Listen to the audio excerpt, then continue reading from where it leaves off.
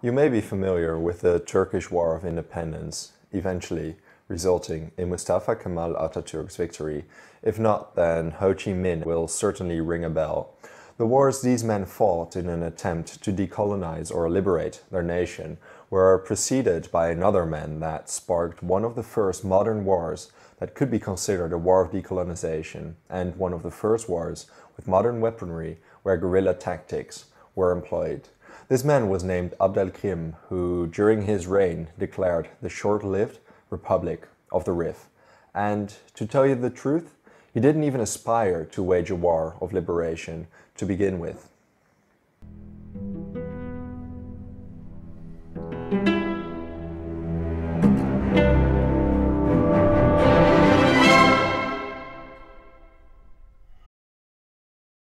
The history surrounding Abd el-Krim is interesting because he inspired many decolonization movements after his reign has long ended. Born in 1881, Mohammed ibn Abd el-Krim grew up in present-day Morocco. Morocco was colonized by both the French and the Spanish, with Abd el-Krim growing up in the Spanish part. He was the oldest son of a prominent member of the Ait tribe, the biggest Berber tribe of the Rif region. His father's name was Abd el-Krim, so for the sake of clarity, I'll refer to him as Abd el-Krim's father. During his youth, he studied the Quran, after which he became a Qadi, an Islamic judge. He took up this occupation in Spanish Morocco. His brother, Mohammed, was sent to Madrid in order to study mine engineering. At this stage, there was no reason to suspect this family would cause lots of difficulty for both the French and Spanish occupiers. During Abd el-Krim's youth, trouble kept brewing in the part of the Rif that was not yet fully under Spanish control. As a matter of fact, it was a hotbed for international power plays. The British attempted to prevent the weakening of the strategic position of Gibraltar. The Germans attempted to weaken the French by encouraging the Spanish to cause trouble around the border, and businessmen that figured the Rif was rich in minerals were constantly arguing over concessions. 1914 saw the First World War break out. While the European theater saw stagnant warfare in the West and atrocities around the continent, the Rif area became even more important for the warring parties. Abd el-Krim was imprisoned in 1915 due to his support for the German side in the war. This support can easily be explained due to the fact that the Germans were in favor of Moroccan independence, as they were at war with the French colonizers. The French political authority, as a matter of fact, extended well into the Spanish-occupied territory in which Abd el-Krim resided. He was imprisoned in Rosso Gordo prison in Melilla and tried to escape many times to no avail. In one attempt, he broke his legs while trying to escape from prison. He remained in prison for 11 months before being released and taking up his profession as Islamic judge again. At this stage, he had generated a sense of the social and political persecution that the colonization had generated among Moroccans, and began to establish relations with the opponents of the colonial presence in Morocco. While sources conflict on this, a pretender to the Moroccan throne rose up in 1915 in the Spanish region, with Abd el-Krim's father taking the side of the Spanish, and after assembling a small army, he defeated the pretender near Selouam. After the defeat, Abd el-Krim's father, with his sons and around 400 warriors, started negotiating with the Spanish about concessions and privileges. He wanted his tribe to acquire the status of tribe with most privileges. The Spanish general, Silvestre, the commander of Spanish-occupied Morocco, did respond to Abd el-Krim's father's demands with brutal force, which, of course, antagonized the entire Ait tribe. Skirmishes against the Spanish occupying forces broke out, and the anti-colonial sentiment spread throughout the Rif area. As all of this was taking place, slowly but surely time went on, and in 1919 Silvestre decided it was probably a better idea to poison the father of Abd el-Krim, as his tribe was becoming an actual nuisance. After his death, the fighting against the Spanish continued, and the father was for a short time succeeded by Si Mohammed Tahan. Abd el-Krim, however, rapidly gained in prestige and notoriety, especially after his first victory over the Spanish near Dar Abara. During this victory, he managed to obtain over 3,000 guns, which was a significant amount for a Riffian tribe. Soon after, Abd el-Krim was recognized as the leader of the tribe. So, Abd el-Krim and his tribe suddenly had military superiority and were an actual challenge to the Spanish. General Silvestre, as soon as he got wind of this, moved his troops towards the lands of the Aitauriago tribe. A major, decisive battle was imminent, and in June 1921, Annual would be the battleground. General Silvestre had over 20,000 troops, while Abd el-Krim merely had between 3,000 and 4,000 men at his disposal. The result of this battle seems clear-cut, right? Well, Abd el-Krim launched an attack, and the result was a decisive victory for Abd el-Krim. The Spanish suffered such a major military defeat that it is still referred to as the disaster of Annual. Nearly the entire Spanish army was annihilated. Over 10,000 Spanish soldiers were killed, 700 were captured, and Abd el-Krim's forces only suffered around 700 casualties. General Silvestre, who saw the carnage unfold, retreated to his tent and decided to take his own life. As a result of this battle, the Riffians obtained around 25,000 guns. The 3 subsequent weeks were filled with skirmishes against the Spanish and victories for Abd el-Krim's men. Eventually, Abd el-Krim was recognized as the leader of the tribe, and, more than that, the central area of Spanish Morocco was now in the hands of the Aitauriago tribe. And to think that in the beginning, Abd el-Krim's family only wanted to become one of the more privileged tribes of the Spanish-occupied Morocco. He now had more influence than any other Riffian military commander in the north. Abd el-Krim, now attempting to consolidate his power, declared himself emir and subsequently declared the independent Republic of the Rif in 1922.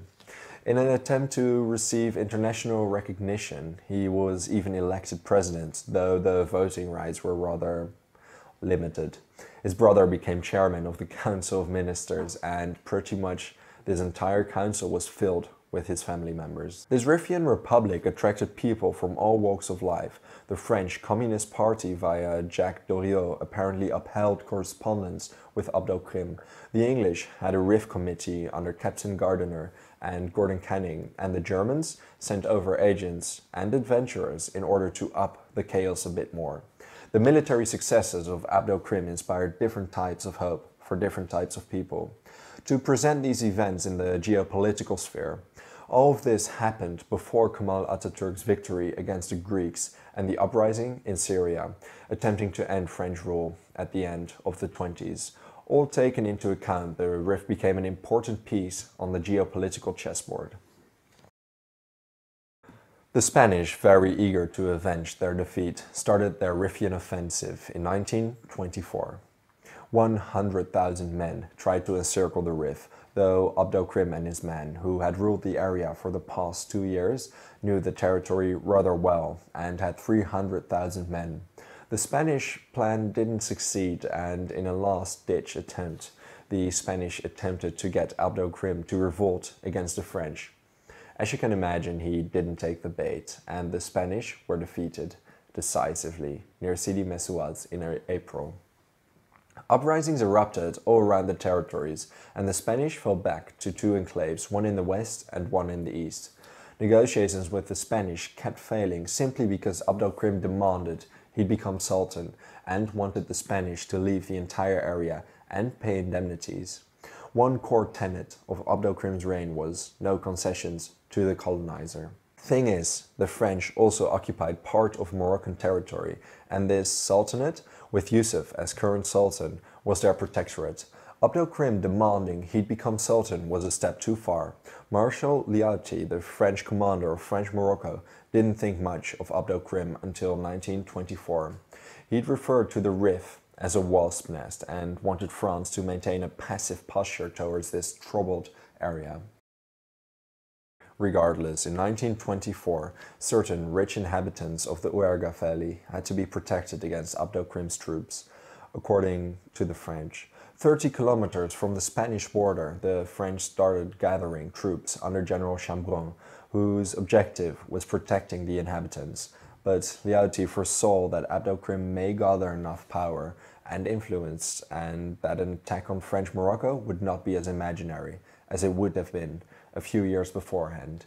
Lyautey requested troops from Algeria to be ready if battles would erupt, though it should be pointed out that French troops in Morocco dropped from 85 to 65,000 due to financial troubles with the French government under Herriot.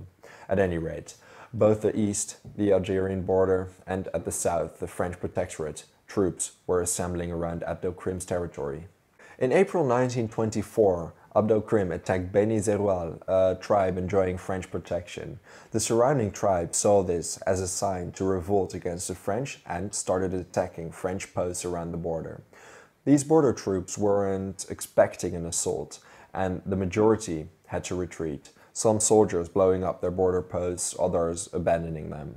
4 French battalions were formed, and when in July the Algerian reinforcements arrived, something that could be considered a battlefront was finally established near Tenouat and Sker.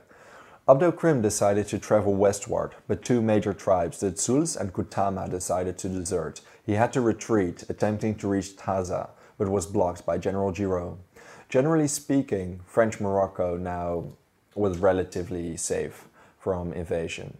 Marshal Lyautey had proven that he was able to keep Morocco away from an all-out war through all the crises, yet the French government of Painlevé decided that Marshal Pétain ought to relieve Lyautey of his command. The latter would retire, though disagreeing with the decision. Pétain took an aggressive approach, requesting reinforcements that often did not even fit the terrain. After the Spanish and French, who were negotiating behind the scenes, reached an agreement, the negotiations with Abd el-Krim were opened and closed again, due to him voicing his excessive demands. The Spanish and French now worked together in an attempt to beat Abd el-Krim, and they united.